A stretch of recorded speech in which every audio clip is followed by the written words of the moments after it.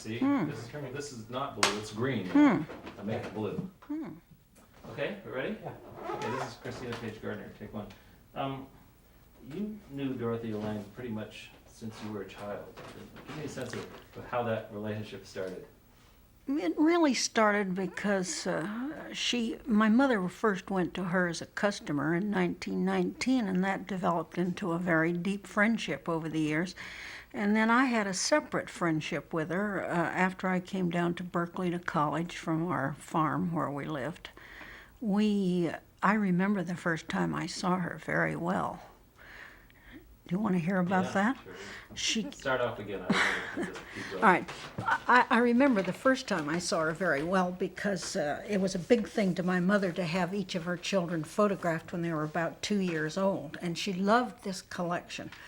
And she made a great effort to have us photographed at about the same age because she was conscious of the chronology of the thing too.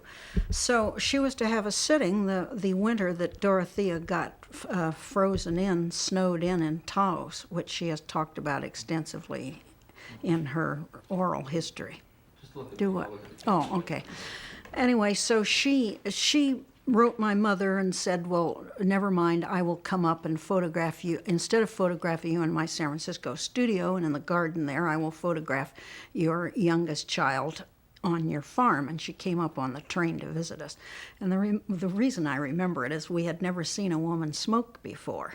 I was 12 at the time, and I can remember she wore, as her usual thing, always wore a beret and a pair of slacks, which was unusual in the Depression. And women weren't wearing slacks yet by that time. She was avant-garde there.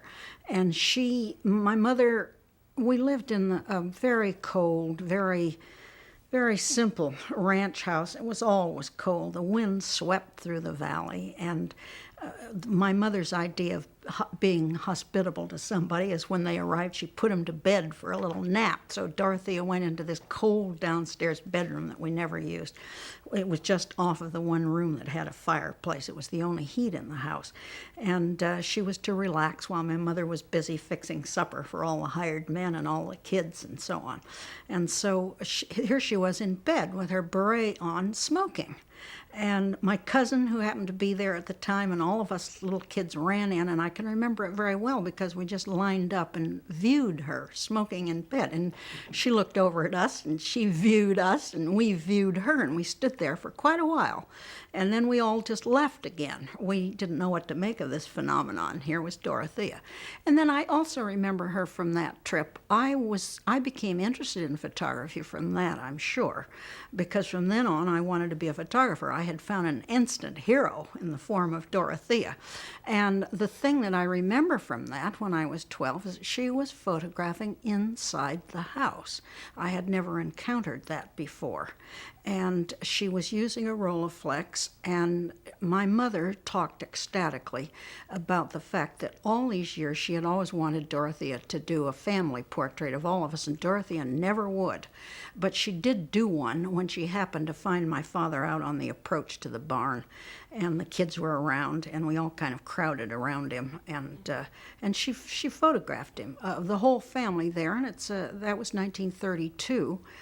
She was documentarily inclined at the time, and even though she was a portrait photographer still. Well, this was going to be a paid session, but she also included the rest of the family in these photographs. There are various ones of us. Tell me a little bit about what you know about how her focus shifted, how she changed from being a society photographer to being a documentary photographer.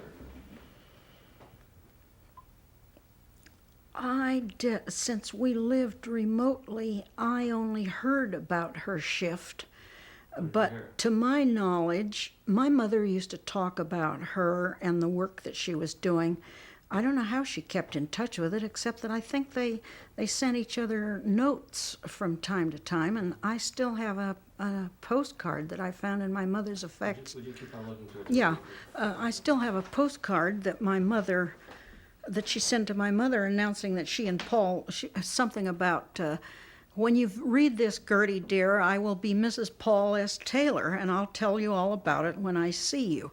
So I think that they kept in touch. My mother knew when she had gone into the field. My mother knew that she was in Taos. But I think that my mother was very aware of her career, although I've never been quite sure how. And she used to talk about Dorothea to her friends because you asked previously, was photography important in the 30s? Ron has a totally different view of it than I do. I think that people in the 30s really valued good photography because not everybody could do it as they can nowadays. Everybody can make a good photograph, and everybody has seen so many good photographs that they are looking at different things nowadays. But then it was sort of a heroic thing to be doing, and I came from a family who valued their photographs, not just my mother, but my great-grandmother. And I can remember sitting in after my grandmother went home to the family home to live, I can remember part of the entertainment sometimes in the evening would be you'd get out your photographs of ships ashore off the mouth of the Bear River, and wonderful photographs, A.W. Erickson photographs and this kind of thing. And my mother treated Dorothea's photographs the same. Talk a little bit about. You want to stop for a second? You got about 70 feet. Okay. The crucial issue I'm grappling with is trying to understand who Dorothea Lange was, what kind of person she was, and you knew her very well. Can you describe her? Tell me about her qualities or what she was like as a human being.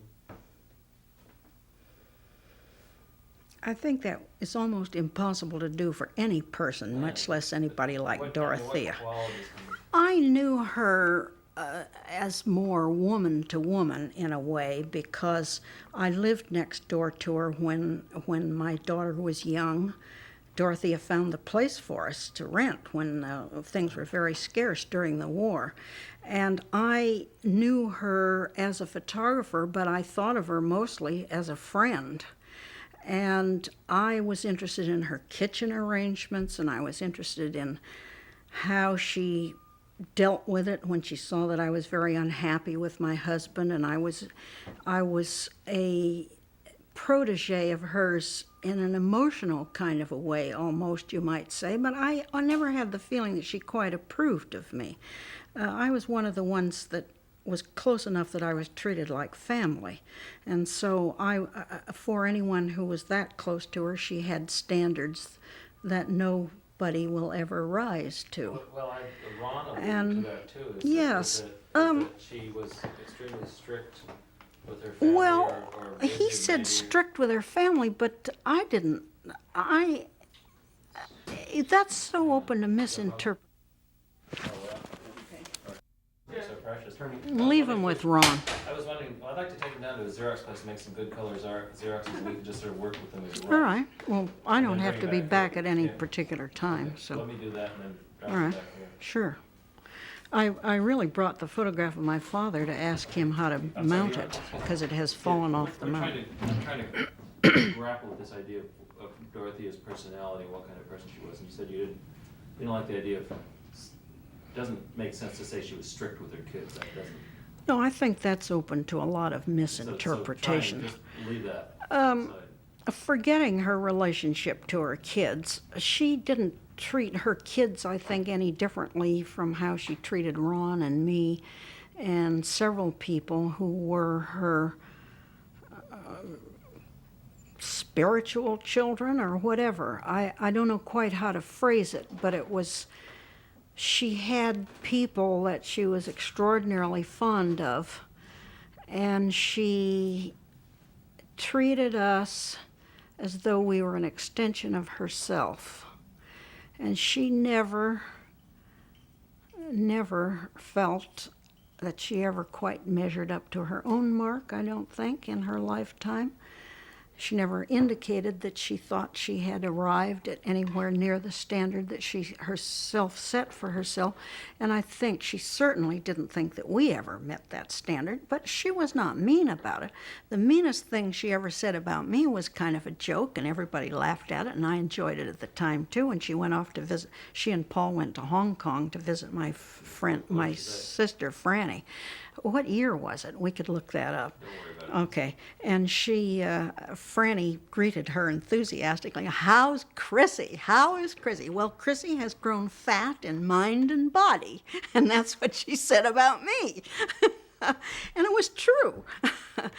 But Well, other than a barbed tongue occasionally, and not really that bad a tongue, she was I felt that she was all-encompassingly sympathetic to other people. She knew that I was a frustrated photographer. It is interesting. It is very interesting to me to hear Ron talk about his experience in the darkroom with her, because although I spent hours in the darkroom with her, she never allowed me to develop one single negative the whole time I was with her. I don't know. She either thought that I was a bumbler, or she couldn't quite delegate to me, or I don't know what there was about my relationship to her. Let's talk a little bit more about this She- idea of living yeah. up to high standards. Yes. And it reminds me of something I saw, I guess when she was photographing in Oakland during the war. There's a series of pictures where people are coming out of a market, they're shipyard workers, they're carrying groceries. That's in Richmond. Yeah, in Richmond. Or, And oh, yeah. the comment is, I keep on trying to get it and I can't get it. It's like, she had set a goal for herself, obviously, that she wasn't realizing, but, something she was trying to do with the photograph. All the time I knew her, she had, now calling it a theme is the wrong word too. She had groups of words that she would think up, and they would in turn inspire her for a thought that she was trying to express on the silver emulsion. And one of them that comes to mind was the walking wounded. She would photograph on subjects, broad subjects, for which she would get grand titles. Sometimes she'd take them from newspapers, as that was the phrase that came in during the war, or where it came from, I don't know. It was part of her creative process about what she was doing.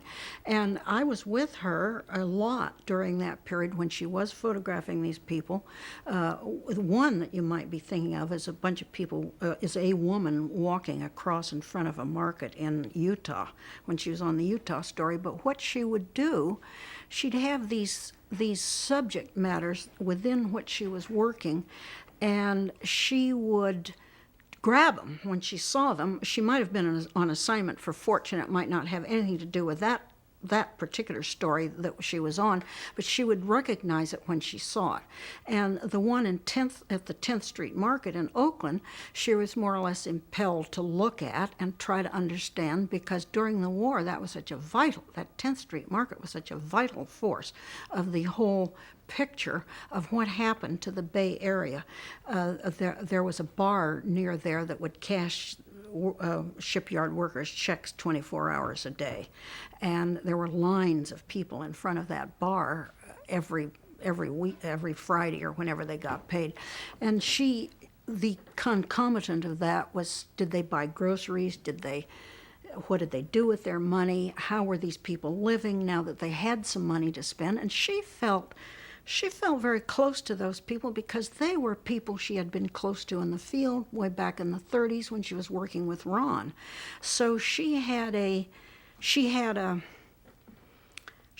insight which she maybe erroneously attributed to their past, but she had such a sympathy with it that it kind of showed on her. If people do have an aura, it showed on Dorothea. Those people didn't ask her what she was doing any more than they ever did when I was photographing with her. This strange quality of disappearing into the crowd and being, as she refers to herself, this quality of being able to make herself invisible. Wasn't invisible exactly, it was just that there was no threat in her posture. And it put forth an attitude of supreme confidence that this was a situation that was all right. And I find myself doing the same thing when I go by homeless on the street now. As I walk by, I think that this is this is all right, this too passes.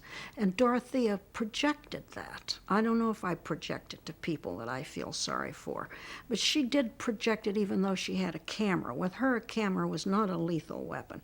With her, a camera was not used the way the life photographers used it in any way, shape, or form. Well, as you know from talking to me, my life has been concerned with photographers, much of my life, with a brother-in-law on the life staff and a mother who was so intensely interested in photography. I mean, my mother commissioned portraits from Imogen and Dorothea. And Dorothea's photography was an extension of herself, and she photographed because she had to photograph. She couldn't do anything else. She had to photograph. Sick, she had to keep photographing. She kept the camera hanging on a brass hook in her kitchen door, just inside of her kitchen door. When she talked at Aspen to the Container Corporation photographers seminar that was held, she urged everybody to do that. When she couldn't photograph, Ron does it too. When he can't leave the house, he does it. Talk to me a little bit about those early war years. You worked with her during that time. You helped her on projects, and you talked a little bit about it in the Oakland at the bar.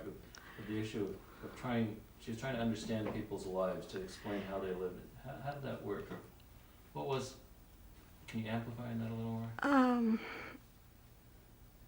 I think, you mean why did she want to why? explain What how was her people interest? lived? Why did she turn her camera on Oakland and Richmond during those years? Possibly because she thought of Richmond as the city with the Purple Heart, or her talk to her husband, her awareness of what she read in the papers, her awareness of how we are as we are right now in our lives, how it is she would like to explain to people. And the salient quality about Dorothy is that she knew what she was looking at. She didn't fumble on the negative. She didn't fumble. She considered very carefully if she was choosing out a series to use for some purpose, for instance, a magazine article, but she was pretty darn sure about which things she was going to retain and which she was going to let go. But specifically, let's talk about Richmond in terms of how she Okay. decided what was important. Well, what was important there was that she had an assignment with Ansel. Start out what was important in Richmond. Okay, what was important in Richmond was that she had an assignment with to do just that, explain the city of Richmond during the war with Ansel Adams. And they had been old friends, and they worked together, and I went out on several occasions with them, and it was a great experience being out in the field with those two those two solid photographers. And of course, it was so different because that was a much easier assignment for her than it was for Ansel, because he was not a documentarist, and it was an old milieu to her. She was much more sure of herself than he was. And but again, when she's in Richmond, how would she decide, well, this is important, this is something I've got to do? Well, How would she make those her decisions? approach to a subject was to read quite a lot about it and understand quite a lot of it. She probably would have talked to the city manager and have gotten some thoughts in her mind about what are people doing to find accommodations in this city, or what is actually happening in this city. And things were happening like hot beds, where beds were being rented for 8-hour shifts, 24 hours a day in some of the rooming houses. And she would have had some knowledge of this, but she always told me that she didn't want to learn so much of this that it precluded her looking at anything. She didn't want to come into a story with a preconceived notion, but she had to have enough of a knowledge of it that she... When I heard that Dorothy Lang had photographed in Richmond during the war, I automatically assumed that she was photographing people welding in shipyards. Oh, no. I went to look at her photographs, and I don't think she ever went into the shipyards. I tell you, Hansel Meath did, however. She did a job for them inside the But shipyards. Dorothea was more interested in people's Well, something else. she was showing, they were trying to show Richmond as the boom town that it was. It was a literal boom town, and some of their captions, as you know, said that. Now, her interest in it originally began probably because she was very close friends with a woman called Edie Catton, who was married to a man who had a clothing store there.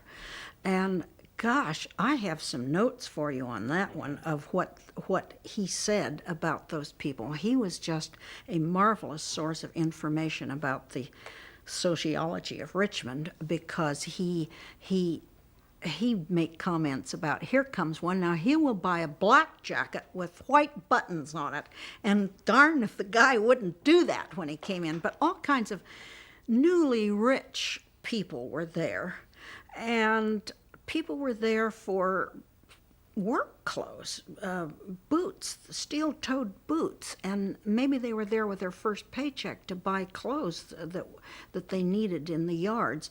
And so it began with this small insight. The world was coming in that door, and I remember hanging around there for at least half a day.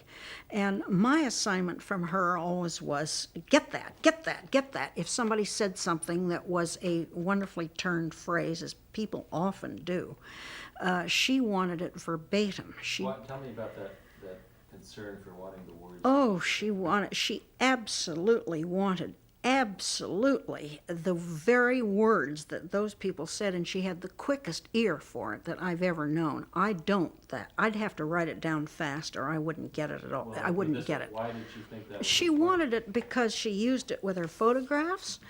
She used it for captioning material. It's the spontaneity and the things that folks say to you are different from what you would think that they would say. And they expressed themselves in these words, and she had a strong feeling, especially after the Depression, because every caption in the American Exodus, the caption goes with the person that said it punctiliously.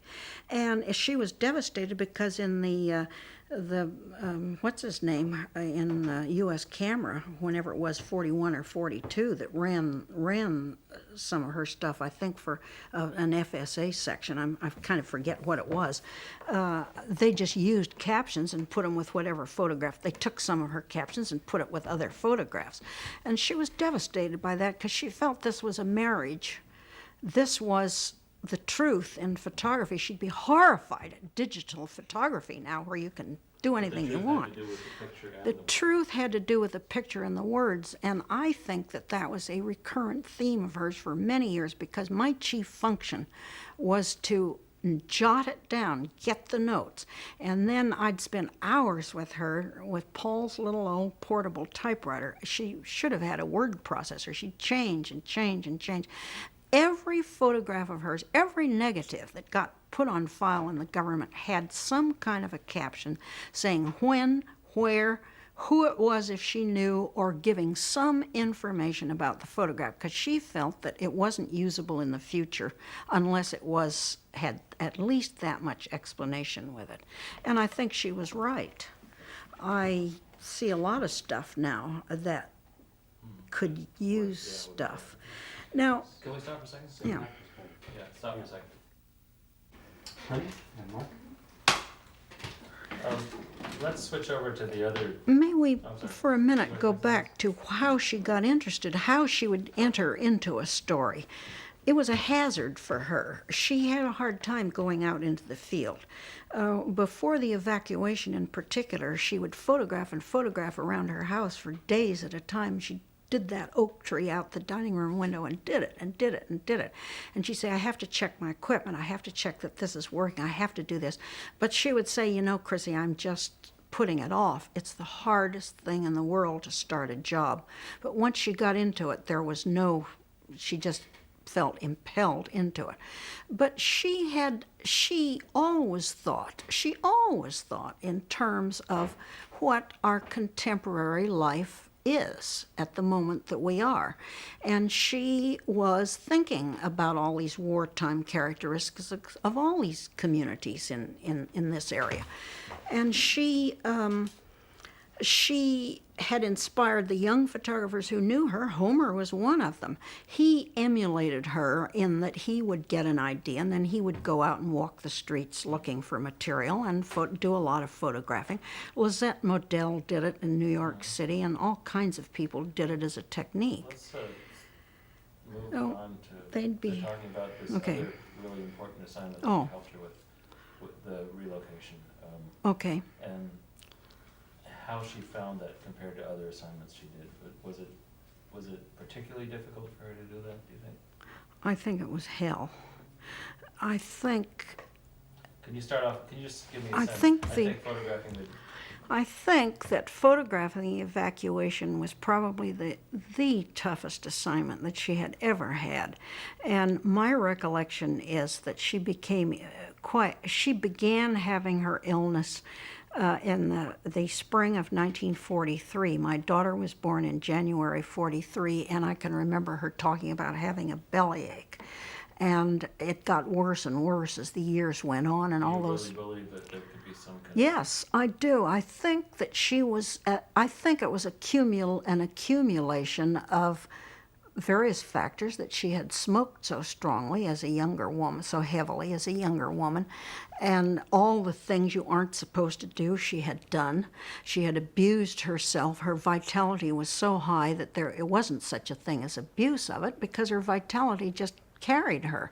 And it did through her illness and through the rest of her life, but she was battling this illness for the rest of her life. And I think that all the things she was supposed to have had, even the things that were misdiagnosed, like the gallbladder trouble for which she was operated the first time, were all stress-related things. But I think it rather accumulated in the Japanese evacuation. So what was the stress of that assignment? The stress of it was that she thought we were entering a period of fascism. And she thought that she was viewing the end of democracy as we know it. And I think, I'm not sure when she had the most stresses with her teenage sons, but I think it was about that time. I'm not sure about that. And I can remember in Woodland, in particular one night when we had to stay overnight, those people departed by train, and I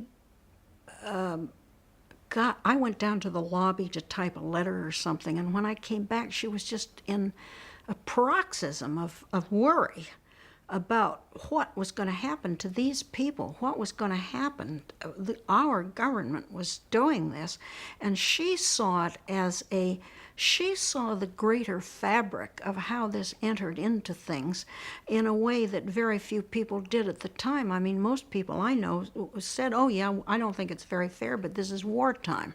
We're not going to cause a big ruckus now. This is wartime. Even people that I normally would have thought of as being fairly liberal-minded and decent to other people. It was dismissed as a minor factor in the whole picture of what was going on, and in a way it was minor in that sense. But Yes and no. Yeah, to Dorothea it wasn't. Now, the other part of the equation, I think you were saying before, was not only that she was disturbed about it, but normally when she was out, like photographing the migrants, she was helping them, and they knew she was helping them. Here, there was a real barrier to overcome as well. No, there was no barrier to overcome. Suspicious and hostile and difficult. No. Yes and no. Everybody is. When somebody walks up and shoves a camera in your face, you either get suspicious and hostile and But difficult, she couldn't say, hi, I'm here from the government. Oh I can yes, help she you." did. Sure, she could, because it was it was a government agency she was working for. It was War relocation. well, it was Milton Eisenhower had hired her. But yeah, she had credentials. she could explain to them, I believe, that you are better off if we make a true picture of what is happening and keep it to show to people after the war. And she got a lot of cooperation. But you have to understand what the Japanese people were like. They were not in a state of revolt. They were marvelous citizens. They were so marvelously almost cooperative. Partly because I suppose that you're desperate and you know you can't do anything about it, but they were such, as Dorothea used to point out, we don't hear even the babies aren't crying. These people, once you said to, it was harder to convince them that she should go into their homes or photograph them on the streets. Because that was a person to person. But she had a lot of help with a young man from the Japanese American Citizens League who was well known, particularly in San Francisco. And if he introduced her to people, she could photograph old men playing their Go game or whatever it was. And she had ways of telling people that she was so believable. If you talked to her, she was a little lady at that time with straight, short, gray hair. You were about to tell me that one of the things you did during that period with Dorothea is you went into the fields when they were harvesting their rice. Oh, yes, the broccoli fields in Hayward. Mm-hmm. And the fields were much closer to the town in those days. It was a small town. And that would have stemmed from her idea of showing all occupations. Could you just tell me, I remember going into the fields when they harvested their last thing, because we don't know what you're talking about yet. Oh, I remember going into the broccoli fields with her outside of Hayward and photographing people cutting broccoli and throwing it onto the refrigerated cars. And she she was well received there. Those people, partly on... Sorry, can we come for a second? I don't mean to cut... Okay. All right, Mark. Hang on for a second. I can remember... Wait a minute. John, get ready. John is ready. You can look over it. Right, there you go. I can remember going into the fields when the Japanese were harvesting their last crop of broccoli outside of the town of Hayward. It was a town in those days. And she tried to get a number of variations showing all of it. She wanted the city and the country. And it was not hard to get people's cooperation because, as I say, she had this quality of honesty that walked with her. And she also had such a desire. She was impelled with such a strong conviction that anybody would take this at face value. And what was, the subjects themselves didn't cause her a lot of problems. The MPs around the evacuation centers did. And that was a funny thing. When we never knew what it was in her id, but she always, under terms of stress, always introduced me not as Mrs. Paige, which was my name, but as Mrs. Bates. We never knew how that came up out of her. And I never had any credentials to go into these places with her. I mean, she'd arrive and she'd have cameras and the MPs would swarm around her and she'd spend an hour or so while they checked her credentials. They never asked me for a credential, and it's a good thing because she would always introduce me then as Mrs. Bates, and that wasn't my name. There's something else you mentioned the last time we talked that again, it's sort of, it's what you think, maybe no one said it, but you made a comparison between the Japanese being shipped out and wondering why the Jews didn't fight back in the concentration camps. Oh, that's my own personal... Would you share that with us? Well, I have always wondered, I really have wondered why such large amounts of people will docilely walk towards a train or a bus or in a station. Sure, there are guys with guns around, but not that many, and there are hundreds, sometimes thousands of people. What was it about people that they could... I don't understand why some just didn't break out, and maybe... A lot of it is retrospect because we know now how horrible it was in the Holocaust. I guess you were telling me that the people seemed sort of dazed, like they really. I thought they were. I thought they were, and possibly Did you say, that's. I thought they were. I thought they were dazed. I thought they were stunned. After all, how would you feel if tomorrow somebody announced that you were leaving the country, your country that you live, and going 2,000 miles away to a concentration camp? And what would you do with your household effects? What would you do with your land? Who was going to take care of your cat when you left?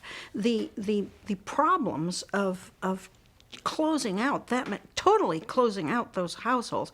It was almost as though you were dying, you were obliterating your life, and you had just a few weeks' notice, and you didn't know what you were going into. It was just like the Jews who were apparently, the term has always been rounded up. Well, that's exactly what the Japanese thing was. They were rounded up into groups of people and taken away by train and by bus. And pregnant women who were about to give birth, I remember one woman being carried on board the bus because they thought, the MPs thought if they shook her up, she'd give birth right then and there.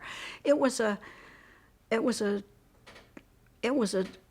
really ominous and low-lying state of terror that was overcoming everybody concerned with this. And I think maybe some of the soldiers who had to stand by and watch it too, they couldn't help themselves. They were in the Army. And it affected you. It was one reason it was so hard on Dorothea is it went on and on and on. She photographed the whole thing. And then she went to the relocation centers. I didn't go with her to Manzanar, but Ansel Do you did. remember one day in San Francisco where she went around? Or she went where? To the public school in Japantown where all the little kids were saluting the flag. Do you remember that day? Yeah, I was there. I have a negative from there because I would carry her extra camera and sometimes Let's shoot. load one more. Go another? Yeah. Doug? We're still rolling. Oh, I thought we were out. I'm sorry. Andrew, you got about 65. Yeah. Tell me about the day. I remember that Hold on, photograph and let me get squared away. Well, first of all, Okay. one last question on the evacuating. It sounds like it must have been a very strange mood that day when people actually got on the buses or got on the it trailers. was terrible. It was a I can't describe it. In some places, some few people came down to say goodbye, but not many.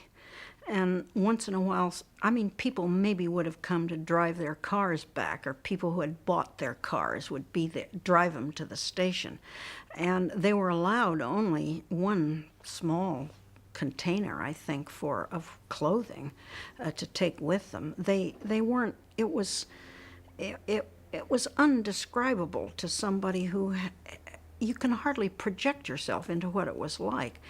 I don't feel that her photographing I don't think those children were feeling it yet, where she was photographing in that school. And that was one of the photographs, that famous one from that series, is one of the photographs that was, it was just happenstantial, but it was Dorothea. She just attracted these things, which were the epitome of the moment.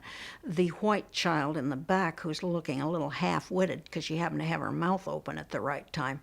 And the fact that they were saluting the flag. Dorothy always got there bright and early. She wasn't going to miss any of the school day, and so she was there for that. But she was so fast at getting it. I mean, any photographer worth his salt has the moment even before he sees it himself. And I think it's this instinct behind the camera that Dorothy and other people like her, dozens of photographers over the years from Otgay on or back are During that period, they the just instincts were feel particularly it. sharp. They feel it so fast. They see it so fast that they are responding before they realize they're photographing that.